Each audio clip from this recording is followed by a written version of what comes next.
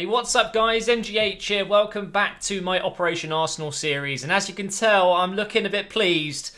I think actually a lot of it is relief because that game was, oh man, it was pretty appalling. So you can see, obviously, we have beaten Burnley 1-0 away from home. Another clean sheet, but it was very squeaky. It was very squeaky bum time, as they say. Towards the end of the match, we just about got the win with a penalty in the last minute of the game. And whilst I think a lot of people are going to say that it wasn't a penalty, and I think somewhat I agree. I think that Aaron Ramsey, he kind of got two arms on the back, and it was a little bit of a shove, a teeny little bit of a push, but maybe not enough to be a penalty. That's just how I feel.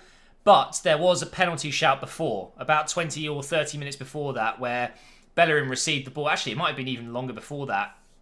Sometimes I lose track of when certain events happened, but Bellerin is into the box. He takes the ball under control, and I think it was Brady. He slid in and didn't get any of the ball until he took Bellerin out, and then the ball touched him on the chest, I think it was.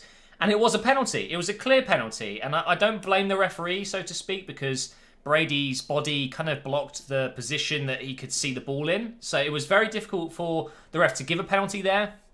But I feel like the penalty towards the end of the game was justice. So either way, we got a penalty when we should have maybe got it before.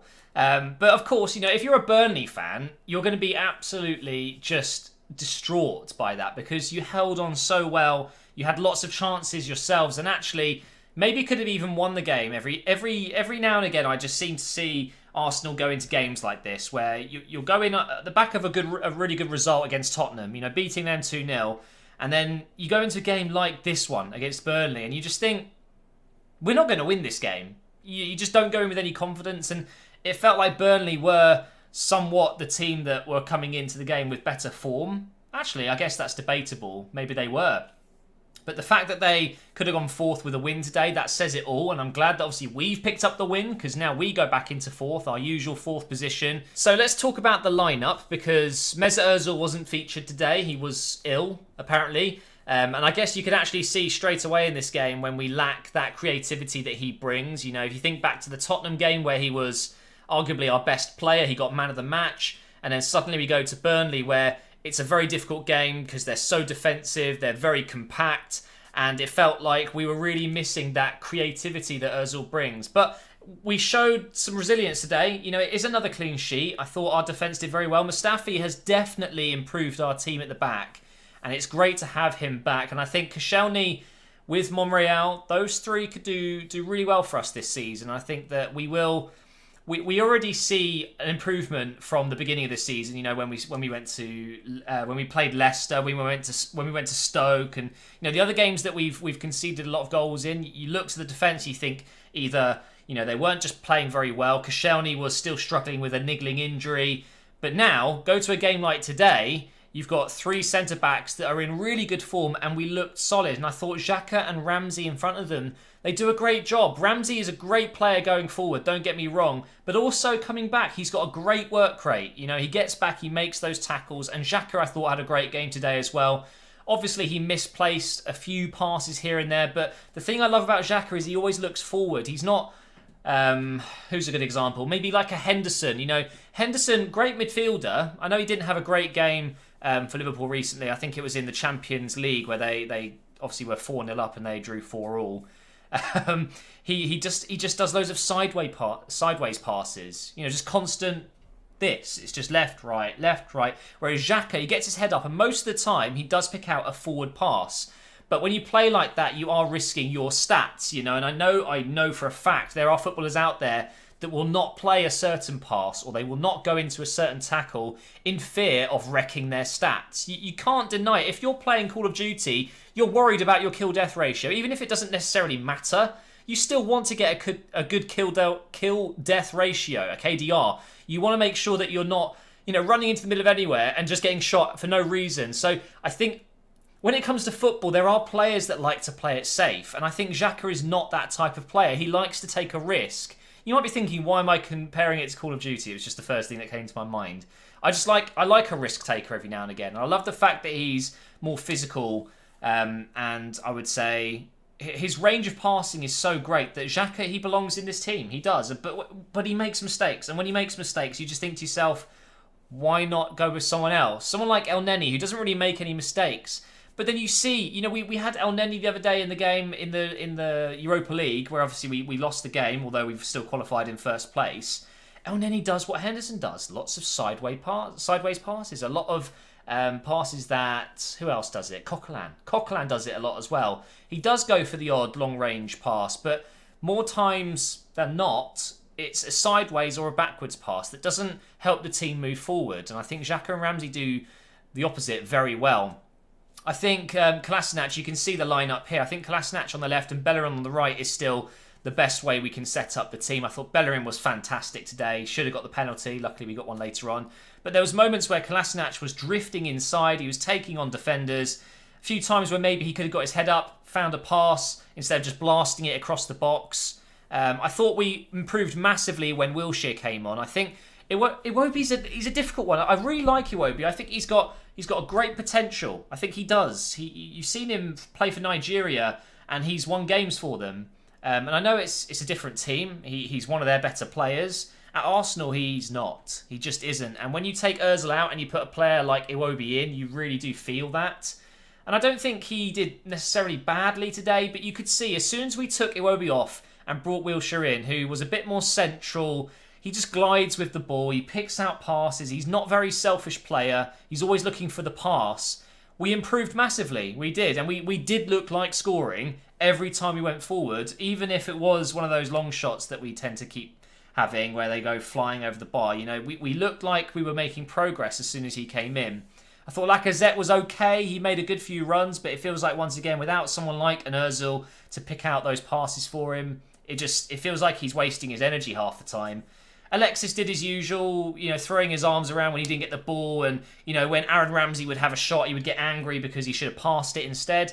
And whilst I get that, you can see that Alexis is so frustrated that he is on another level compared to everyone else in this squad at the moment. Ozil is obviously close, but I honestly feel like Sanchez, and he knows it, he is the best player at the club by a mile.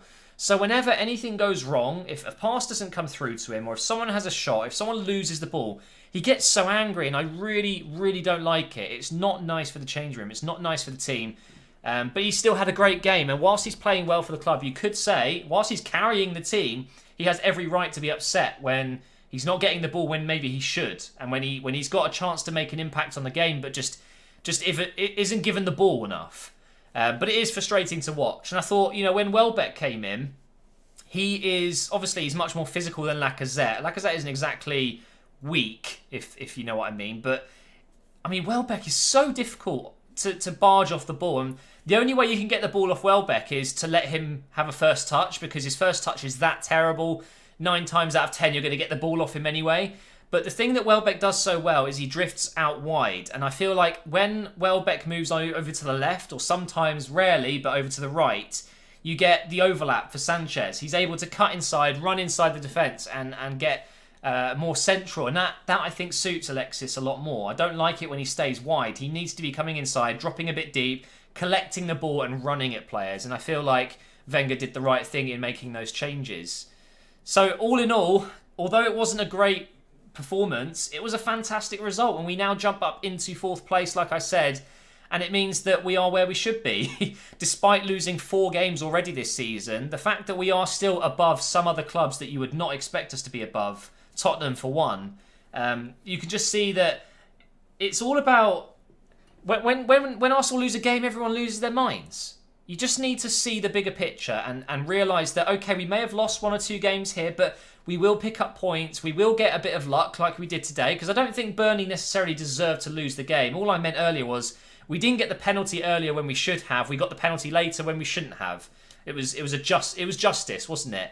And I feel like we always panic, and maybe we shouldn't. Maybe we should learn, after all these years, the last 5 to 10 years of not winning the Premier League, we will climb the table. We will get points. It happens. It's just about keeping a cool head. But of course, it's very frustrating when you are losing games, which happens quite a lot these days, which is a bit of a shame. The Premier League is shaping out to be a bit of probably a one-horse race with Man City and Manchester United. But I feel like if we can grind out these kind of results, we just need to hope that City do drop points, which doesn't look likely at the moment, of course.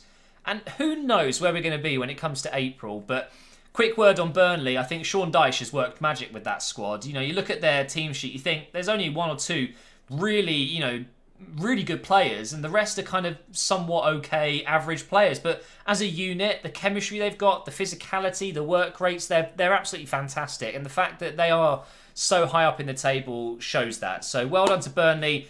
I am sorry that we've nicked it. I feel like, if anyone was going to nick a goal at the end, though, it was going to be Arsenal, and it turned out to be just that. So obviously I'm very relieved, but Burnley will be absolutely fine this season. There's no way they will be in the bottom come the end of the season. So thank you for watching this video. I know it hasn't been an exciting review, but a 1-0 victory, a penalty in the last minute, it's just a bit like, that's it. So hopefully in our next game in the Premier League, Manchester United, I will be similarly as happy, although it's going to be a difficult one. It's at the Emirates, which is a good thing. And you know what? I'm going to make a little prediction now. I should probably do this in every episode. I should predict the next result. I'm going to go with a 2-2 draw, and I think Man United will score both of their goals after we've scored ours. I think they'll score 2 goals in the second half, and we'll score 2 goals in the first half. It's going to be one of those games. But overall, I think the score will be 2-2. It'll probably be a draw.